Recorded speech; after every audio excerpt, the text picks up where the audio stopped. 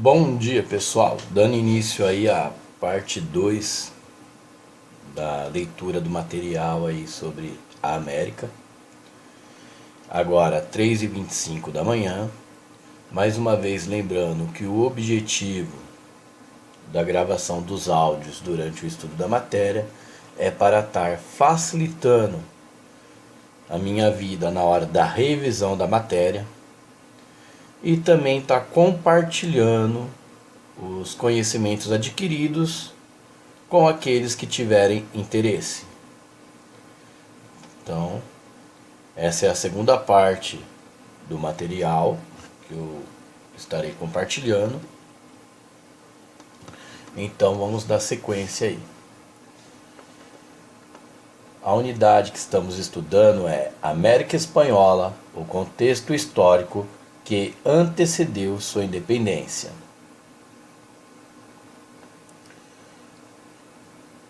Vamos lá.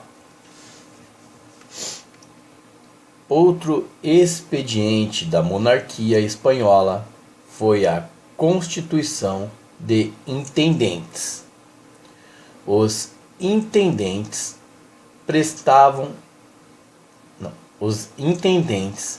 representavam a figura do rei nas províncias. Eles ocupavam uma posição de poder.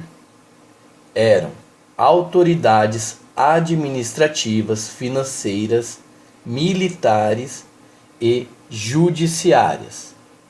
Ocupavam o lugar de funcionários do reino, geralmente arregimentados nas famílias de elite ou no entorno dos cargos de poder instalado na colônia.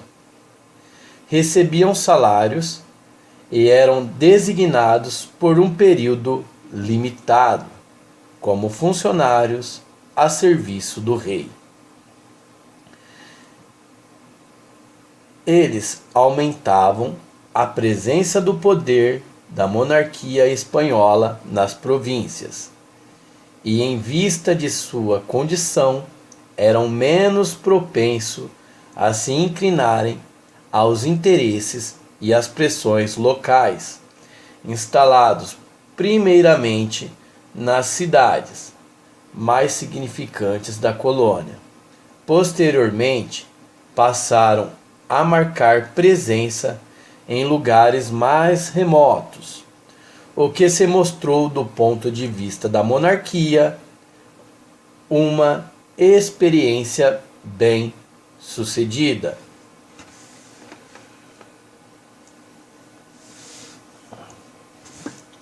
Deixa eu dar um zoom aqui para aumentar a letra. Vamos lá, no recorte. No campo da administração civil, a reforma mais notável dos Bourbons foi o surgimento dos intendentes, administradores de províncias com poderes mais amplos que todos os que antecederam. Mais uma vez, a inspiração veio especificamente da França, onde durante o século XVII e século XVIII, funcionários chamados intendentes passaram a ser os principais representantes da coroa nas províncias, importantes na ampliação do poder central e na redução da autonomia provincial. Os primeiros Bourbons, diante da rica variedade e da independência das províncias da Espanha, logo começaram a introduzir o sistema de intendências com a ajuda de conselheiros franceses.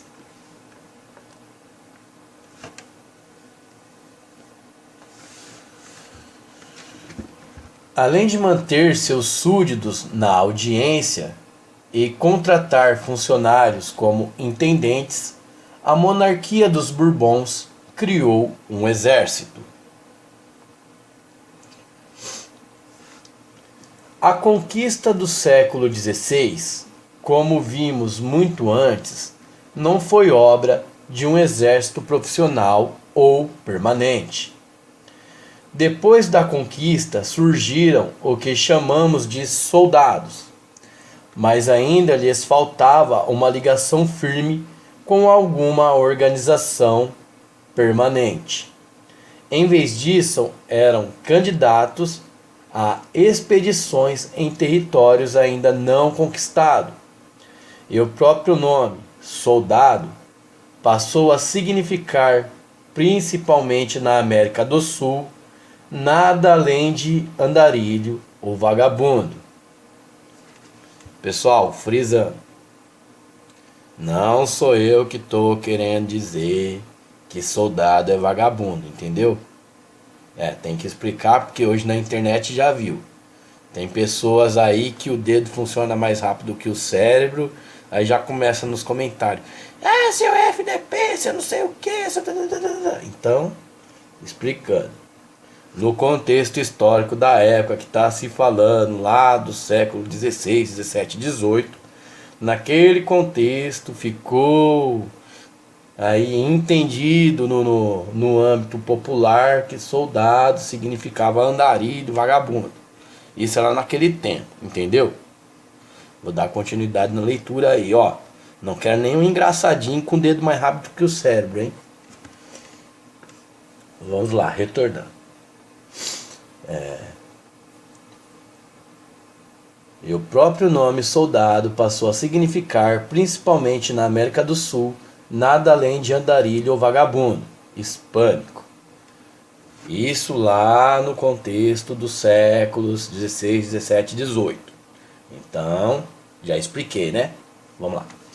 Durante todo o período colonial maduro, a América Espanhola, de modo geral, não teve necessidade de uma organização militar desenvolvida. As áreas centrais eram relativamente pacíficas, a não ser por distúrbios ocasionais e localizados. E apesar de ricas e atraentes, estavam além do alcance efetivo de outras potências europeias. O desenvolvimento militar que veio a ocorrer concentrou-se nas poucas áreas necessitadas e vulneráveis. Uma área que precisou de presença militar foi a fronteira entre a sociedade hispânica e os índios não sedentários. Ou seja, para quem ainda não compreende, quando dizemos sedentários ou não sedentários, seria os nômades. Os índios não sedentários seria aqueles que chamamos de nômades, que não tem fronteira. Ele vai de uma área para outra, dependendo com a sua necessidade de caça, de pesca. Então ele não tem uma área fixa.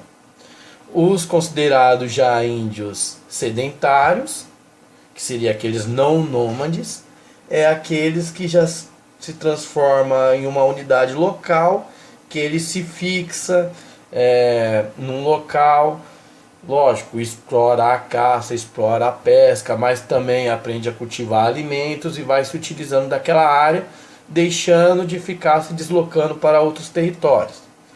Então houve essa necessidade da presença militar na fronteira, por causa desses povos, aqui chamado de índios, não sedentários, no caso os nômades, que não respeitavam fronteiras, né? De acordo com a sua necessidade, ele migrava de uma localidade para outra, e ali, se não houvesse esse controle, esses povos iriam estar se dirigindo para aquela localidade durante um tempo, usufruindo da matéria-prima local. Espero que tenham compreendido aí a especificação do que é não sedentários.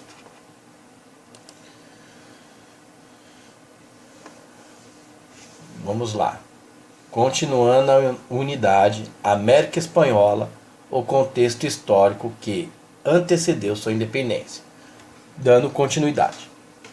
Atribui-se como ponto de partida para essa criação de um exército na América a ocupação britânica em Cuba, na segunda metade do século XVIII. Esse acontecimento assinala a crescente atração das potências europeias pelas regiões periféricas da colônia espanhola, vulneráveis por não contarem com a presença significativa da monarquia. Diante dessa crescente atração estrangeira, a coroa espanhola organizou uma força militar regular e numerosa, milícias distribuída por toda a colônia. Esse exército foi colocado sob o comando de espanhóis nascidos no reino, embora contasse com soldados e milicianos alistados entre gente humilde da sociedade colonial. Ou seja, o comando do exército estava na mão dos espanhóis nascidos no reino da Espanha e não na América. Porém, havia ali os soldados, os milicianos contratados, né? Ou seja, miliciano não é só coisa do Rio de Janeiro, né? Os milicianos contratados que eram ali já nascidos na colônia. Bom, vamos lá. Vamos ler aqui o recorte agora. Nesta época, ao contrário dos séculos anteriores, pode-se falar de uma distinção acentuada e clara entre oficiais e alistados. Os oficiais peninsulares eram quase sempre profissionais de carreira oriundos de famílias espanholas, de nível bastante elevado, e os oficiais crioulos vinham de camadas mais ou menos semelhantes, embora nem todos se dedicassem à carreira militar vitalícia. Em pouco tempo, embora os peninsulares predominassem nos postos superiores, os crioulos chegaram a estar bem representados entre os oficiais das unidades regulares, como minoria em alguns locais e períodos, cerca de metade em outros, e verdadeira maioria em outros ainda. Na milícia, a grande maioria dos oficiais era de crioulos, embora os mercadores peninsulares também mantivessem a tradição de participar. Dependendo das condições locais, a vida militar podia ser mais atraente para as famílias importantes de um lugar e menos para as de outro. Embora o exército não tenha se tornado um caminho de importância comparável à igreja, foi usado pelas grandes famílias e por famílias em busca de ascensão, mais ou menos da mesma forma que a igreja ou o direito. Ou seja, tinha essas três formas que ali as famílias se utilizavam para estar crescendo ali na camada burocrática, que seria o exército, o direito e a igreja. Os alistados eram outro caso, exceto em algumas unidades de elite. Eram gente humilde, que em geral não buscava seguir carreira, mas era obrigada a servir de várias maneiras, até pelo esvaziamento das prisões. Assim eram bastante propensos a desertar, e de notar que praticamente todos eram membros do mundo espanhol, espanhóis pobres, alguns peninsulares e muitos crioulos, mamelucos, mulatos, membros de todas as castas, mas não índios. A criação de uma força militar no continente americano não deve ser compreendida somente como uma medida da coroa contra a invasão estrangeira. A partir do surgimento de um exército submetido ao rei eventuais distúrbios internos teriam que se defrontar com a presença de uma força armada espalhada em todo o território americano. Schwarzenegger, 2002. Bom, pessoal, como eu mencionei aí na primeira parte, vou estar dividindo o conteúdo a cada 15 minutos para não ficar muito longa a edição. Então vou estar preparando a terceira parte.